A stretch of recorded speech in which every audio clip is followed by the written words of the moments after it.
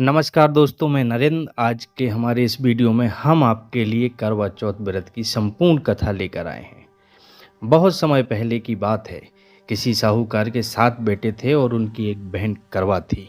सभी सातों भाई अपनी बहन से बहुत प्यार करते थे। यहाँ तक कि पहले उसे खाना खिलाते, फिर स्वयं खाना खाया करते थे। एक दिन जब करवा चौथ का व्रत आया तो करवा अपने ससुराल से मायके आई हुई थी। शाम को जब भाई खाना खाने बैठे तो अपनी बहन को भी खाने का आग्रह करने लगे, लेकिन बहन ने बताया कि आज उसका करवा चौथ का निर्जला व्रत है और वह खाना चंद्रमा को अर्घ देकर ही खाएगी।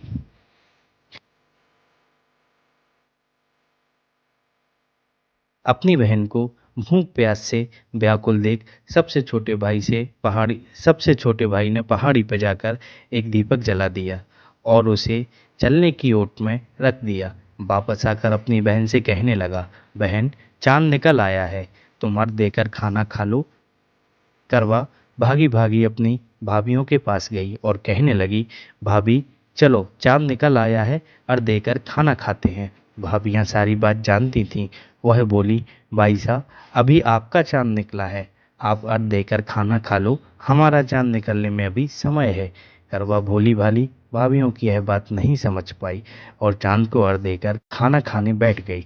जैसे ही पहला निवाला तोड़ा तो उसे छींक आ गई। दूसरा निवाला तोड़ा तो उसमें बाल निकल आया और तीसरा निवाला तोड़ते ही उसके ससुराल से खबर आ गई कि जैसे भी हालत में हैं, तुरंत अपने ससुराल पहुंचे। करवा को विदा करने के लिए जैसे ही कपड़े निकालने लगी तो कभी उसके हाथ में काला कपड़ा आए तो कभी उसके हाथ में सफ़ेद कपड़ा। यह देखकर सेठानी को बहुत चिंता हुई और वह करवा से बोली, बेटा, रास्ते में जो भी मिले उन सब के पैर छूती जाना। जो भी तुझे बोर्ड सुहागन होने का आशीर्वाद दे तो वहीं अपने पल्ले में गांठ बांध लेना। माँ की यह बात सुनकर करवा अपने ससुराल के लिए निकल गई। रास्ते में जो भी मिला करवा उन सब के पैर छूती गई। सभी उसे खुश रहो, सुखी रहो, यह आशीर्वाद देते रहे, लेकिन किसी ने भी उसे बड़ सुहागन का आशीर्वाद नहीं दिया।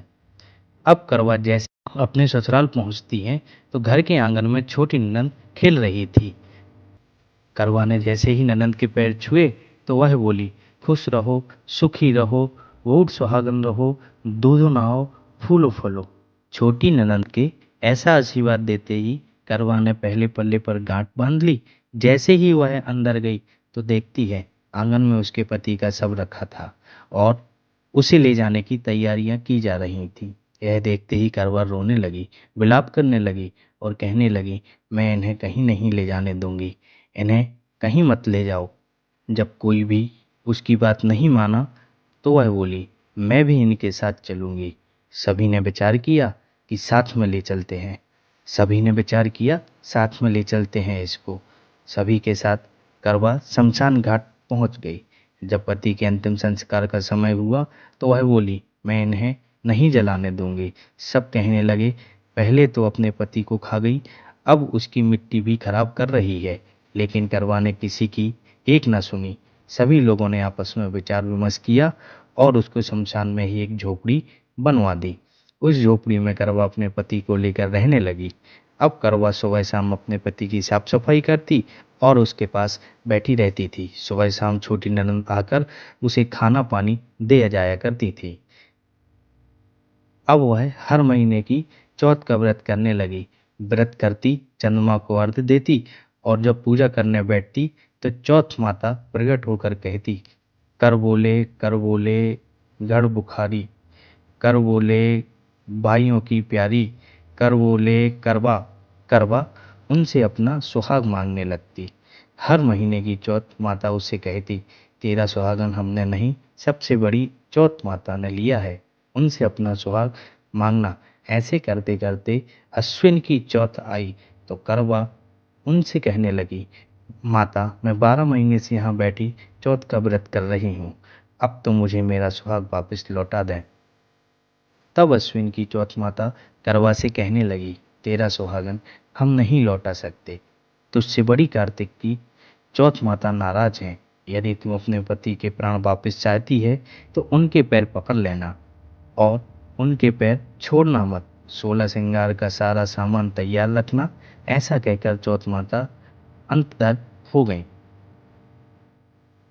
जब कार्तिक की बड़ी चौथ आई, करवा ने अपनी छोटी बहन से 16 श्रृंगार का सुहाग का सामान मंगवाया। जब ननद ने जाकर माँ को यह बात बताई तो सास बोली, पागल हो गई है, जो मांगती है दे आओ। छोटी ननद सुहाग का सारा सामान लाकर करवा को दे देती हैं। अब वह करवा चौथ का व्रत रखती है, चंद्रमा को अर्घ्य देती है और जैसे ही ज्योत जली तो चौथ माता उसके सामने प्रकट हुई और कहने लगी, कर बोले घनी बुखारी कर बोले, 7 भाइयों की प्यारी कर बोले, दिन में चांद उगाने वाली कर बोले। तब उसने अपने तब उसने उनके पैर पकड़ लिए और बोली, माँ मेरा सुहाग मुझे वापस लौटा दो। यह सुन चौथ माता बोली, अरे तू तो बहुत भोली है, 7 भाइयों की प्यारी है, तुझे सुहाग का क्या काम। तो करवा कहने लगी, माता मुझसे बहुत बड़ा पाप हो गया, मेरे सुहाग को मुझे वापस लौटा दो माता। मैं आपके पैर तब तक नहीं छोड़ूंगी जब तक आप मेरा सुहाग मुझे वापस नहीं लौटा देंगी। यह सुनकर चौथ माता ने करवा को एक एक कर सुहाग का सारा सामान मांगा और करवा उन्हें सारा सुहाग का सामान एक एक कर देती गई। तब चौथ माता उससे कहने लगी, तुझे जरूरी व्रत करने की सारी विधि सब बात कोई समझा के गया है। तो करवा कहने लगी, मुझे तो हालात ने सब कुछ समझा दिया है, आप बस मेरा सुहाग वापस लौटा दे। तब चौथ माता ने अपनी आंखों से काजल निकाला, उंगलियों से मेहंदी और मांग से सिंदूर निकालकर उसे करवे में घोल दिया और उस जल से उसके पति को छींटा लगाया। छींटा लगाते ही उसका पति जीवित हो गया। जाते जाते चौथ माता उसकी झोपड़ी पर लात मार गई, जिससे उसकी झोपड़ी महल में बदल गई। करवा के सब सुख आनंद हो गया।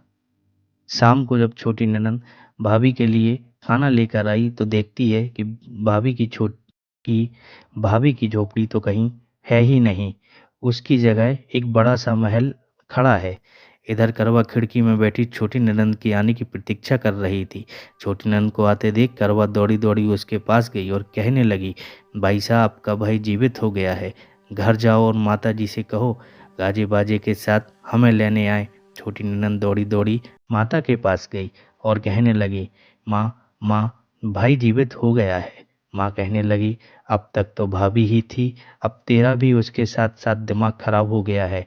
तो वह बोली, नहीं नहीं माँ, मैंने अपनी आंखों से देखा है, भाई जीवित हो गया है। यह सुन माँ और बेटी दोनों गाजे बाजे के साथ अपने बेटे और बहू के पास पहुंचे। बेटे को जीवित देख सास बहू के पैर छूने लगी और बहू सास के पैर छूने लगी और कहने लगी, माता जी देखो आपका बेटा जीवित हो गया है।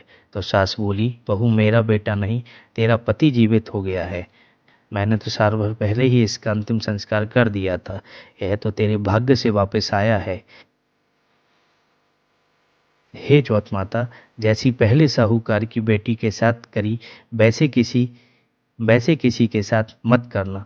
बाद में जैसे करवा के पति को दीर्घ आयु दी है, वैसे ही सभी महिलाओं के अपने पति को दीर्घ आयु देने की कृपा करना।